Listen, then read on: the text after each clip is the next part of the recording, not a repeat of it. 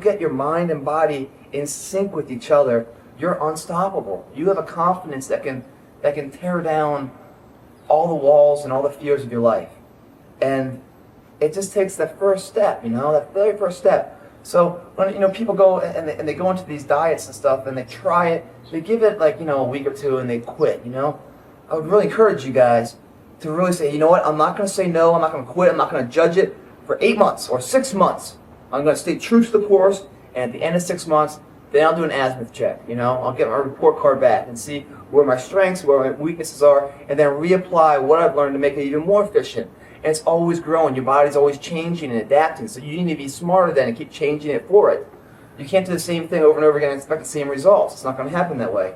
But people quit so fast, and I swear to you, man, it's the fairest society in the world, the gym. It's a non-subjective workout arena, and what you learn in there, when you transform your body from A to B, right? And you come out feeling so strong and positive and confident of who you are, because you look in the mirror and you're smiling back at yourself. You're like, hell yeah, it's been a lot of hard work, a lot of dedication, work ethic, and sacrifice, but look what I got now, You'll remember that for the rest of your life. The parties and stuff, the sacrifices you're missing, the food, and that last Saturday night you didn't partake in everything else.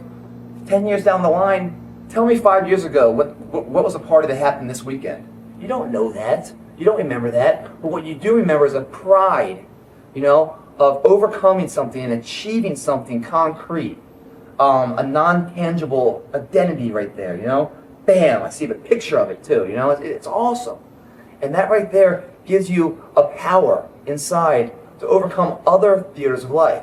What you learned in the gym, that transformation gives you the power to walk out there with really confidence of who you are. And you take that and you go into other theaters of life, like corporate America, and you work your way up from the mailroom to CEO, or it helps improve, your relationship with somebody.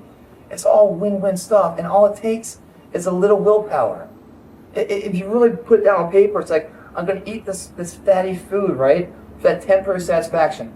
Back end pain, all pain, man.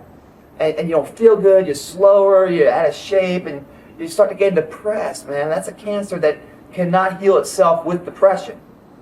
But you just say, no, I'm going to pass up on this cake.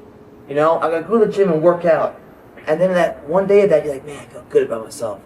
I really did it. I said I was going to do it, and I fucking actually saw it through. One day of that leads to 2 days, leads to a week. Compile a couple of weeks, that's a good month, a good year, a good life. And it's all in your hands, man. It's in your power. You can't control what happens when you're driving a car, or what your boss is going to say, or the economy right now. But you can control this vehicle that you're going to walk through life in. And far too often, people put all their efforts out there and they neglect their own self. But if you take care of yourself, if you love yourself, then you can love others. If you take care of yourself and then go back into that same war zone environment, you can come out a winner. You might lose a few battles, but you win the war. So when you see like me on a cover or something, understand that's not like my everyday look, bro. That's me totally depleted for the cover. That's my job, right? So I strip everything out. I'm dizzy. I don't feel good. I'm flexing everything and I'm smiling because I'm happy. But inside I'm dying. I'm just dreaming of like going underneath Niagara Falls and like drinking the entire water as it comes down. That's how thirsty you get.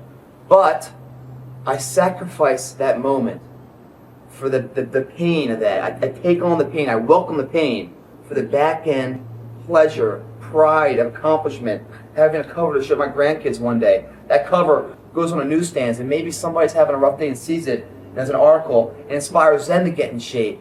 Or I give it to my kids one day. I don't have any, but one day. It inspires them. It's a good, positive thing. But don't think that cover look is really how I am every single day. That's not the case. Okay, last note here, man, and we'll get into more stuff later.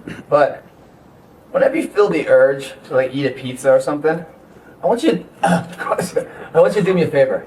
I want you to go to your local mall, right, and sit down in the food court and take a look at what pizza eating people look like.